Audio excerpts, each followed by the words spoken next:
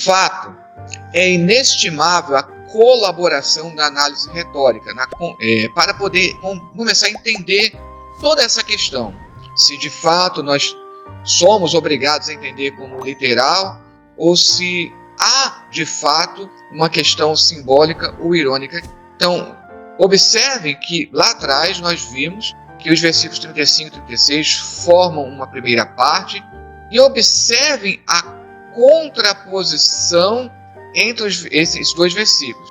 E como é importante ali nessa primeira parte, estando no centro, a declaração breve dos discípulos, nada. Eu já abordei outros vídeos e um vídeo que eu explico a questão da análise retórica, como a parte central, ela sempre é determinante para a interpretação de qualquer passagem bíblica. E esse nada, ali no finalzinho do versículo 35, lembra o Salmo 23. O Senhor é meu pastor, não me falta nada. E veja como também lembra Deuteronômio 29, 4, que se fala da travessia do deserto como uma época em que as pessoas não tinham nada, nem comida e bebida, nem roupas e sandálias, como nós vemos em Deuteronômio, no capítulo 8, Deuteronômio capítulo 8, no versículo 4. Observem aqui o contexto desde o versículo 3. Ele te humilhou e te deixou ter fome e te sustentou com um maná que tu não conhecias, nem teus pais o conheciam, para te dar a entender que não só de pão viverá o homem, mas de tudo o que procede da boca do Senhor viverá o homem. Nunca envelheceu a tua veste sobre ti, nem se inchou o teu pé nestes 40 anos. Importante também observar a citação de Isaías 53, 12, no versículo 37, que inclusive reflete mais o texto hebraico do que a costumeira alusão à Septuaginta, à tradução grega, porque mais do que traduzir diretamente do hebraico, do texto hebraico, o Novo Testamento como um todo faz muito mais alusão à tradução grega. Isso chama atenção. E chama atenção até porque Lucas, escrevendo especialmente para os gregos, ele tem mais destacada essa preocupação. De qualquer forma, é o único texto na tradição do Evangelho que cita explicitamente o quarto cântico do servo. Essa passagem de Isaías é chamada de quarto cântico do servo. Lucas deseja, pela sua posição central assim observada, ou seja, no versículo 37, está ocupando dentro da passagem uma posição central, em que faz justamente a citação dessa passagem do Antigo Testamento. O que ele deseja? Que seus leitores compreendam este versículo, como a chave hermenêutica de interpretação para a narrativa do sofrimento e da morte de Jesus. O apelo de Lucas a Isaías no versículo 37, inicialmente enfatiza a participação de Cristo nos pecados da humanidade. Mas, aos seus olhos, Jesus coloca-se lado a lado com os pecadores. Ser contado entre os anamoi, literalmente os foras da lei, vai além de simples companhia, pois inclui empatia, como nós encontramos em Hebreus 2, no versículo 17 e 18. Vejam o que diz aqui. Por isso mesmo convinha que em todas as coisas se tornasse semelhante aos irmãos, para ser misericordioso e fiel sumo sacerdote nas coisas referentes a Deus e para fazer propiciação pelos pecados do povo. Pois, naquilo que ele mesmo sofreu, tendo sido tentado, é poderoso para socorrer os que são tentados. Então, observe aqui, essa questão da identificação de Jesus com o sofrimento humano. A oposição virá ao ponto de Jesus ser contado entre os transgressores pelas autoridades. O Jesus lucano, pela menção a Isaías 53, 12, coloca-se como servo de Adonai, ou seja, do Senhor, sofredor, de quem o profeta anunciou. É importante ainda ler o versículo 36 sem separá-lo do versículo 37. Nesse versículo, Jesus diz, citando Isaías 53:12, que ele será contado entre os criminosos. Esta declaração bíblica será confirmada ao longo da paixão. O próprio Jesus, no momento da prisão, diz que ele é chamado como se fosse um criminoso, lá no versículo 52. E durante o julgamento ante Pilatos, o narrador observa que ele é trocado por um rebelde e assassino, no caso Barrabás, sendo então crucificado entre dois criminosos. E é porque ele próprio será assimilado aos criminosos que declara aos seus discípulos: por estar com ele, ter e comprar espadas, eles, ou seus discípulos, serão considerados como ele, como Jesus, rebeldes. Lógico, isso aos olhos das autoridades. Vamos falar mais especificamente da questão da espada. Se uma espada, macaira no grego, torna-se bem-vinda a ponto de alguém precisar sacrificar até mesmo uma vestimenta, nenhuma dúvida de que há aqui um certo exagero retórico. Então isso é importante observar. Aqui, uma leitura mais detalhada nos ajuda a perceber que há sim um certo exagero retórico. E a possibilidade de que os seguidores de Jesus devam literalmente responder à hostilidade com uma espada, ou seja, violência, é negada mais à frente, nos versículos 49 e 50, em que nós vamos analisar agora nos próximos slides. Além do mais, no terceiro evangelho, a palavra macaira, espada, é usada como imagem de animosidade. Ver, por exemplo, lá no capítulo 2, versículos 34 ao 35. Observem aqui, Simeão os abençoou e disse a Maria, mãe do menino: eis que este menino está destinado tanto para a ruína como para levantamento de muitos em Israel e para ser alvo de contradição.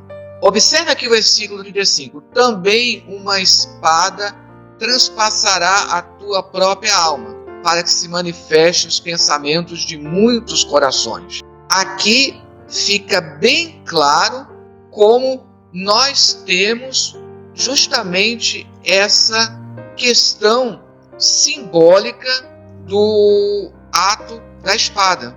Não dá para entender aqui uma espada literal. Também uma espada transpassará a tua própria alma. Espada aqui forçosamente precisa ser entendida como símbolo dessa animosidade e até mesmo de sofrimento. Não obstante, lá no versículo 49, os discípulos perguntam a Jesus pelo uso da força. Senhor, usaremos a espada? Um discípulo impetuoso não espera pela resposta de Jesus e intervém mano militar, ou seja, de maneira militar.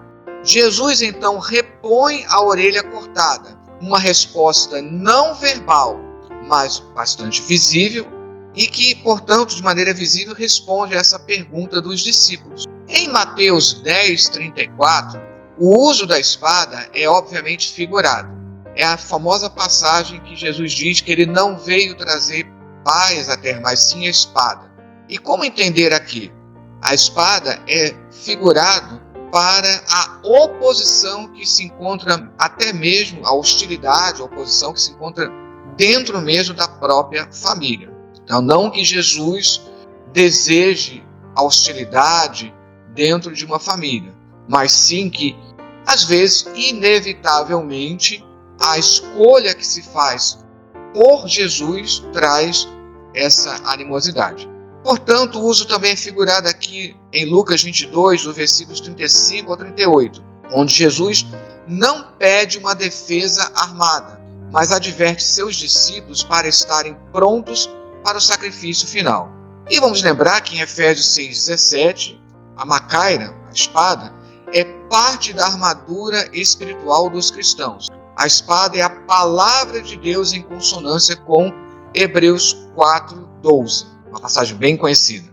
Chegou a hora da espada e da violência, mas, ao contrário do que os discípulos acreditam, que estão prontos para desembainhá-la, se Jesus fala da espada, é daquela que o espera e o ameaça, que ameaça Jesus. O servo de Adonai, ou seja, o servo do Senhor, que ele convoca não é o açougueiro, mas a ovelha levada ao matadouro e que não abre a boca.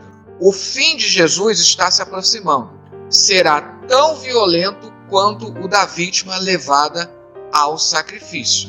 O episódio finaliza no versículo 38 com uma nota da incompreensão dos apóstolos, os quais entendem uma requisição material dada por Jesus no versículo 36 e dizem: Senhor, eis aqui 2 espadas.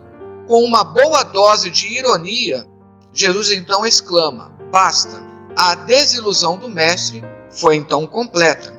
Suas palavras e canon estim devem ser traduzidas como basta, como nós encontramos na Almeida Atualizada, na Nova Tradução na Linguagem de Hoje, ao invés de é suficiente, como nós encontramos na Bíblia de Jerusalém, a NVI, a Nova Versão Internacional, pois constitui uma expressão de exasperação. Agora, lógico, uma tradução ao pé da letra seria, de fato, é suficiente. Mas, dentro do contexto geral, aqui, você pode traduzir como basta, por esse contexto de exasperação. E você encontra essa observação, não somente aqui em Green, como também em muitos dicionários. Jesus está indicando de maneira irônica a impropriedade de tais armas naquele momento. Por isso, uma interpretação final é a de que Jesus está tentando afastar os discípulos da confiança em armas temporais. Guardem bem isso. Mesmo enquanto reconhece o amor e lealdade que os leva a apresentar as espadas. Ou seja, o que Jesus está falando? Vocês não precisam me defender com armas.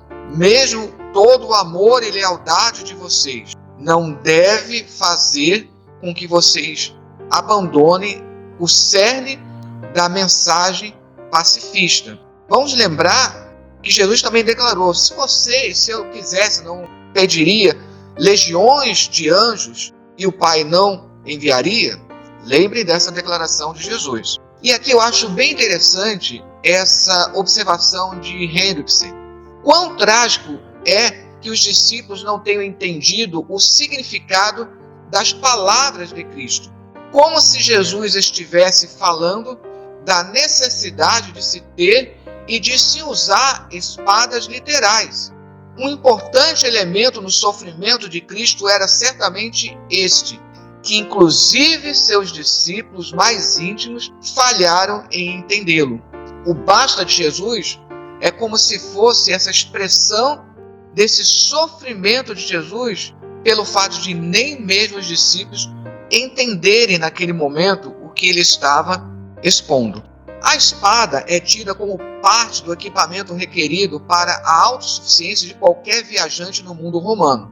Nada mais do que a proteção pessoal de alguém está em vista. Isso era um hábito nas perigosas estradas romanas. Mas não se deve pensar nas espadas sendo usadas para defender pessoalmente Jesus, ou mesmo, talvez, numa batalha escatológica antecipada, a famosa luta da luz contra as trevas. Aliás, devo citar aqui rapidamente que um dos escritos do Mar Morto, que fala de uma batalha escatológica entre a luz e as trevas, fala não nos filhos da luz pegando em armas, mas em anjos para defendê-los, que é justamente o chamado